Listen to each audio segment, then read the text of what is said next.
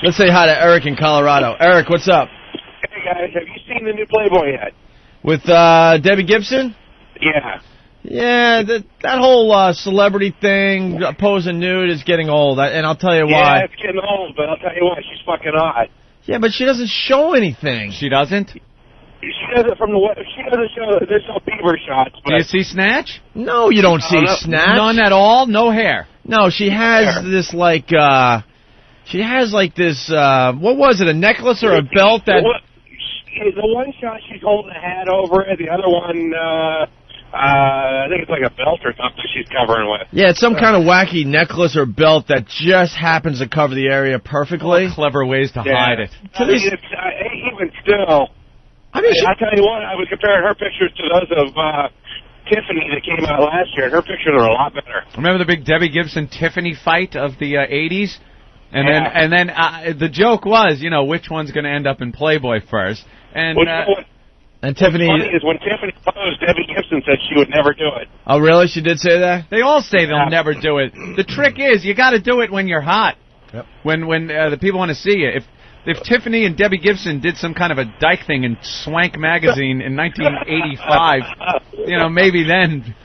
Well, I agree with you, Anthony, because I was looking at the Debbie Gibson spread, and yeah, she's really hot and stuff, but it just annoys me because, you know, Playboy gets these has-been singers and actresses, and they get them to pose by saying, look, we'll do very artistic photos, and it'll be more of an art thing than you know, porno. Playboy stinks. I mean, Debbie Gibson, she's not really a has-been. She's been big on Broadway still. Yeah. So what? Like So's Nathan Lane. You want to see him naked? Playboy blows. Dude, like I said, a has-been. Trust me. She'd rather be selling, you know, hit albums. I mean, do you really want to see... Every time you hear one of their songs, though, you're going to spring wood now. All right. Thank you, bro. Later. He's chatty. They have this phony sense of, like, legitimacy because they don't show hardcore. That's what I mean, and that's what's driving me. It stinks. If they're not showing pink, then they're not really posing for any of these magazines. But they think that's it's called classy. being classy. Hustler Hustler's honest about the agenda. This is what I'm looking at it for. I want it to look like a gynecological, an exam magazine. You're right. Filthy. You're right. Playboy fills the gap between people that can have that in their house and the poor sons of bitches that are pussy whipped by their wives that can't have porno in the house, but for some reason they've been able to talk their wives into letting them get Playboy because that's not really porno. There are articles in it, interviews with politicians, things like that, and then the occasional naked girl without, you know, hubba bubba hanging between her knees. So, you know, it serves its purpose. And for first timers, you know, you're a kid, you get your hand on a Playboy. That might as well be hardcore pornography. Anthony, not anymore, though. Not anymore. Not anymore. Yeah. And, I mean, you know, you make some good points, but, I mean, Jim makes a good point about the honesty issue, you know. I mean, she's still showing her whore side. Mm-hmm. I mean, who's she kidding? Yeah, not if you ask her. Keeps that private so no one can see it. That's what I want to see. That's the only thing I'm interested in. They could cut the head off. I don't need to see the head. It's given me such freedom. The reason I did this was, I don't know, it's an outlet. It's just a freeing experience for me. Shut up. The paycheck. That's why she did it. Yeah, because she, you know, wants her name in the press again. All these people that do this, they do it for the check and the publicity. It's just an avenue to get your name back up on top for a little while. There you go. And then maybe someone will pay attention to her latest song, or maybe give her some kind of role in a movie. That's all. Mm-hmm. You know, but to act like it's artistic and stuff, no, you're showing desperation, and you want people to start talking about you again. Right. But to sit there, I watched her on all these shows. Yeah, the shots were done in an artistic fashion. Yes, they were. They're very classy. Look at this one, you know. Yes, I'm dressed in orange cloth, saffron. It's art, I swear. So you're right about the honesty issue. You know, if you're gonna do it, you should just do it. Yeah. We'll see in the future. I guess like Christina Aguilera. Things like that. Britney. You think Britney will of course. Spread them for Playboy? Yeah, without a doubt. She might even go to Hustler. I think Britney does it before she, starts the downward spiral. She's already pretty much the has-been, isn't she? I don't know about that. Every day there's a picture in the paper. Yeah, but as far as hairdo now, that short haircut, yeah, kind of stinks. Yeah. No, she wore that for a day. She's such trash. I love it. She wigged out. Yeah, remember we were talking about that last week. She wigged out for a day, but she threw the wig on just so she could go out. Yeah, but I'm not saying she's not still huge in the news and stuff. But as far as a singing career goes, how relevant is she these days? Well, she threw the greatest hits package out. Greatest hits. That's pretty much. That's all I had, people. That's all I had. Now here's the greatest hits of it, and I'm done. You go greatest hits, then you go live album. Or do you go live album first and then greatest hits? I think live first. Live first usually, and then greatest hits. Yeah, because you need some of the live cuts. Greatest hits with that one song. That wrecks the greatest hits album. The one always. No one cares about because it's new. It's always in the last position because even the artist knows. It's crap and no one wants to hear it. It's just name some stupid band like Styx. Styx greatest hits. It's like one after another. You know all these songs, and then this last freaking song they're hoping you're gonna like. Something new that sounds like the old stuff with updated lyrics. They're talking about that's what you want to hear. A band like Yes puts out a greatest hits or something, and they write a new song and it's about the internet. It's and it sounds just like a song that came out in 1975, but it's about computers and the new stuff and the Iraq War. Yeah. Oh, this blows. Shut up. Really just awful. Whining. Let's say hi to Ted. Hey, Ted. Hey, guys, how you doing? Good, man. Hello. Jimmy, awesome show Friday night. Oh, thank you, Ted. Thank you for attending. Hey, I was sitting real close to what Pat from Moonaki was. Uh-huh. And Jimmy introduced him as, you'll know him, he's the guy with the safety pin in his sock instead of the 10th toe. Oh, did I say that? Yeah. Safety pin in his sock. Oh, yeah, I said That's classic. Pin it over. Pin it over like the sleeve with the one-armed guy. That's what it was, yeah. Hey, that is funny. guys. That's very good. Thank you. Take care. Bye. All right. George, what's going on? Not much, man. Playboy does suck. When I was 13, I was introduced to porn through High Society and Hustler. Oh, High Society was great. I used to like Wii. Remember Wii? I used to steal it out of a machine, that was yes. Great. That's the porno, man. Like High Society, like this guy is talking. Just skank whores in that one. You get to see all the pimples. And just a mess. There's no airbrushing. Big thatch of a patch. Oh. You guys awful. are great. You definitely worth the extra $2 a month.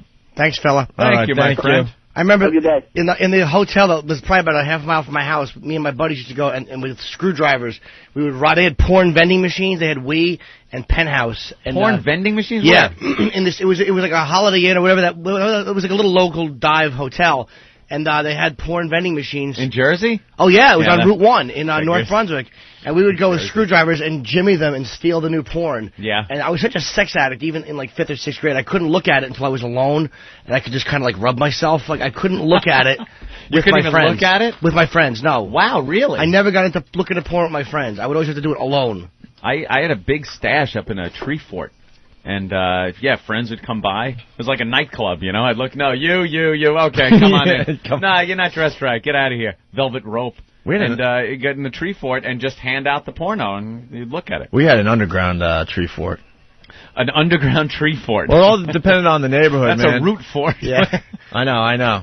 Well, but it was that same, feel. It was a huge piece of plywood that we would cover with leaves and stuff. And wait a minute, you dig a hole? Yeah, massive cover hole. It with plywood. Yeah. Yeah. And then we had candles and stuff down there, and that's where our porn was. I like the tree fort better, the high ground. Well, we had those too. I mean, we had all sorts of different varieties of the fort. Yeah. The underground one was pretty cool though, because it was honestly, it was 8 feet down. Really? Yeah, it was huge, man.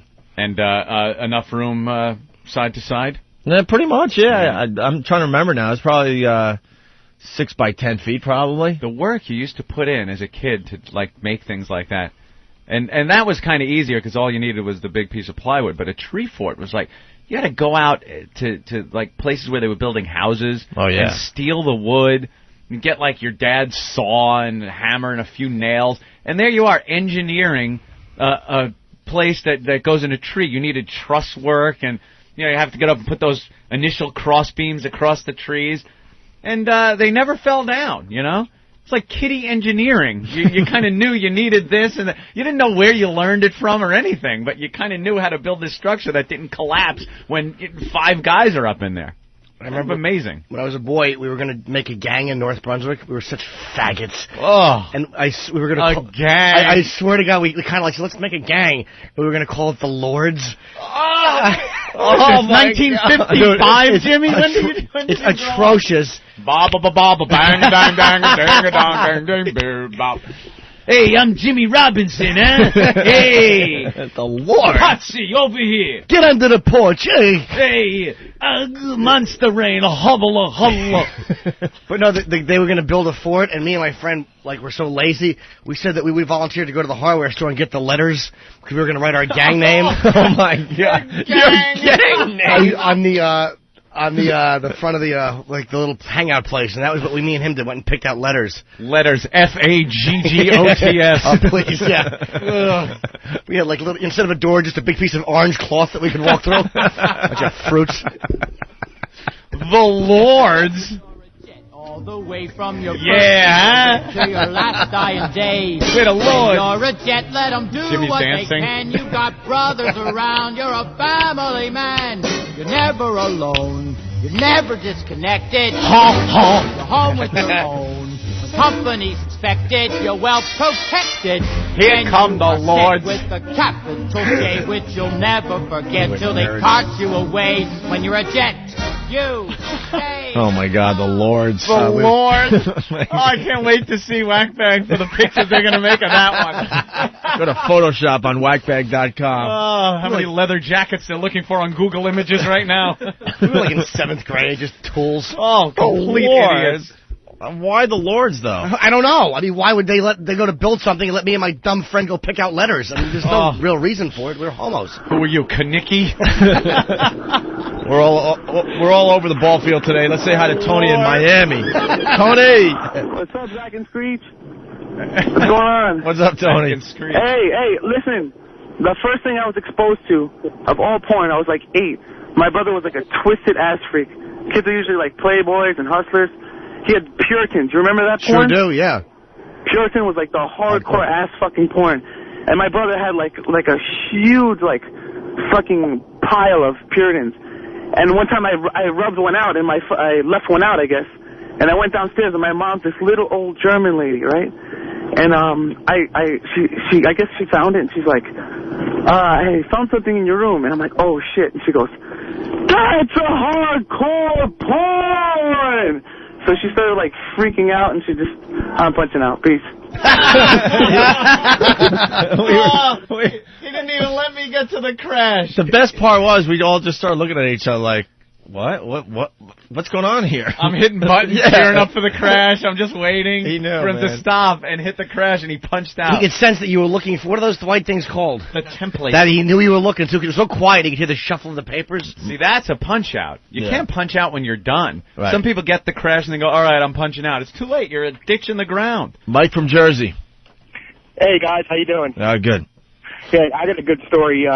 Down the road from my house when we were kids, there was a piece of road there. People used to flip stuff out the window all the time. So occasionally you'd find a magazine on the side of the road. But there was one day in particular that we were riding our bikes down the road, a friend of mine and we saw a magazine over on the side. It was probably about a football field away, so we both raced as fast as we could to see who could get it first. We both got it at the same time. We wound up getting in a fight over who's going to get to look at the magazine first. It was kind of funny. You could rip it in half. Hold on. And trade. It was pretty funny. It was actually Cherry Magazine. I don't know if you guys remember that one. I certainly Cherry, do. Yeah. However, that wasn't funny. No. Just to clarify, it wasn't funny at all. Just to let you know, that wasn't really a funny story. But it was interesting. Go ahead and crash me. No, it wasn't bad. No, it was good. West Virginia checking in. It's John. Hey, John. Hey, what's going on, guys? What's up, John? Hi, Jimmy, you beefy tits. Hi, John. Let's not be insulting now. It's Valentine's Day. Hey, I was 8 years old. My dad introduced me to the two best pornos, Porky's and Roadhouse. I'm punching out. Porky's and Roadhouse. You know what magazine stunk? Easy Rider. That trash laying around. What the hell was Easy Rider again? It was that biker magazine, but it had naked chicks in it too. But they were the skankiest biker whores that you'd ever see. And it was like the... I mean, if you're jacking it to the Sears catalog bra section, it might be good because it's probably a little better than that to jack to. But just those awful biker chicks. Very. Can you start with selective National Geographic though? No, always Playboy. Started with Playboy. Yeah, but you couldn't just get your hands on that when you were really little. Let me think. National Geographic might have been. You know, you might be right. I mean, you graduate up to the porn magazines, because the National Geographic, you start realizing that they're just awful naked women in there. Yeah, well, it was but, the Africa at first women. it was just the oh my god naked women. Then you have to go you're jonesing for more and more, and then you eventually get up to the real porn magazines. But you have to start somewhere. National Geographic. And with me, it was National Geographic. Or going through the dictionaries and stuff, and I don't know, just finding. You'd have to find wherever you could. Yeah. Wherever you could. A dictionary. Well, that's a bad example, but whatever. Medical book. Yes, any type of books that the parents had around the house, you're leafing through, hoping to, catch a glimpse of something. You find a medical book and thumb through it and find a picture of a woman with her eyes covered over with a black strip, so you can't tell who she is, kind of a thing. And it's a whole thing on psoriasis or something, so she's naked with psoriasis, but she's naked. That's exactly what I'm getting at. Yeah, I know exactly what you're talking about. And then you eventually have to find whatever you could. Yeah, and then eventually you start figuring out how to get your porn magazines. It's like thalidomide woman. She's got little flipper arms, but she's naked. You know how I got my first porn magazines? I had a paper route. Yeah. And I noticed that, people would just leave their paper and their magazines bundle up for the garbage man. And, you look through the stacks of that long enough, you'll find a porn magazine. Yeah, they put them in the middle of the stack. It took some doing, and you would have to spend maybe a whole afternoon literally going from house to house. I had scissors and everything, just, cutting the rope that was tied around it, and every once in a while I'd hit pay dirt. Kids just do not understand how lucky they are today with the internet. It is amazing. I mean, years ago you had to. It was like a treasure hunt. You were just hunting around for a photo, anything, one picture of a nude woman. I remember my first porn movie. I'll never forget it. My buddy was an Indian fellow who lived across the street, and his dad had a VCR back in those days. Oh, cinnamon lips. Yeah, they certainly were, and his parents hated me. But back in those days when there were very few VCRs, and I went and watched a porno with him. We sat on the floor of his dad's room and watched The Fur Trap with Kelly Mint, and it's an awful porno. The Fur Trap, huh? I had to walk out of his room and lay on the bathroom floor and whack my bag. Really? You were just so worked up. I was laying on his parents' bathroom floor in these Indian people's house with my head on the tile, scrapping all over myself. Now, to this day, whenever he smells curry, he explodes on his stomach. I just couldn't handle it, though. I could never watch with other people and enjoy porn. I had to. When I was a kid, once we found a Super 8mm film. Oh my God! Porno film. How old are you, dude? It was years ago. It was like it was before friggin' VCRs, like the mid to late 70s, and had nothing to play. That's when your parents dropped you off at your friend's house with a horse and buggy. I mean, I know. What era are you from? Jesus, it was a long time ago. So now our quest, we had to find a Super 8mm projector. And you knew it was porno, though? Yeah, because, we unraveled a little bit of it. But, how much can you get looking at a small 8mm film? So we were ready to tear the whole thing off the reel just to get each individual picture. But I said, no, let's try to get a projector. Finally ended up going to my alma mater, John H. Glenn High School, and telling one of the AV teachers that we needed it. We have a film it was something about history, we said, to help us study for a big test that was coming up. And they let us sign out a projector. Went to my friend Frank's house, who lived right around the corner from the high school, set up the projector, and watched porno on the school's movie projector. Oh, I know. And it was just threading it through, and finally you turn that on, and seeing porno like that. The worst 70s big Earth Mama muff, bad washed-out color film, but it was great. Pay dirt. That's awesome. Yeah. Hard to get your porn. You go to any of the porn theaters on Long Island growing up? Went to one. Bayshore, I think, was one of them? Yeah, Bayshore was the one. Yeah, went to it when I was working at some place. Dude, we went, just as high school guys. We'd drink beers and then pay our admission and go in there. But you felt so, you know, you had to go with a bunch of guys. Oh yeah, it was like a night out. But there was a bunch of perverts in there. And all, but it was like, this is a cool thing to do. We'll drink a bunch of beers on the way over, and we'll go to the porno theater. Yeah. We went with a bunch of people from work once. Just decided, let's go to the porno. You know, and went down there, Bay Shore, sat down, and just laughed our asses off watching the porno. But it's like any other place, like even a strip club. You get the group of guys that are friends there to drink beer and glance over at the girl, but then you get the guy in the corner that's just drooling and telling the girl that she looks like his daughter, and giving dollars and stuff. There are your certain classifications of guys. Yeah, the naive guy that just keeps giving his money away, the guy that thinks he's going to get something. The only black guy in the white strip club, the old guy. You know, so you get those groups in the porn theaters too. This is a perfect Valentine's Day show. Yeah, it's all about love. Why don't we take a quick break? The phones have exploded. We'll stay on this topic for a little while. Then we have to talk about the Grammys and Jose Canseco and I'm trying to think what else. We have a ton of things to try to get to today. All right.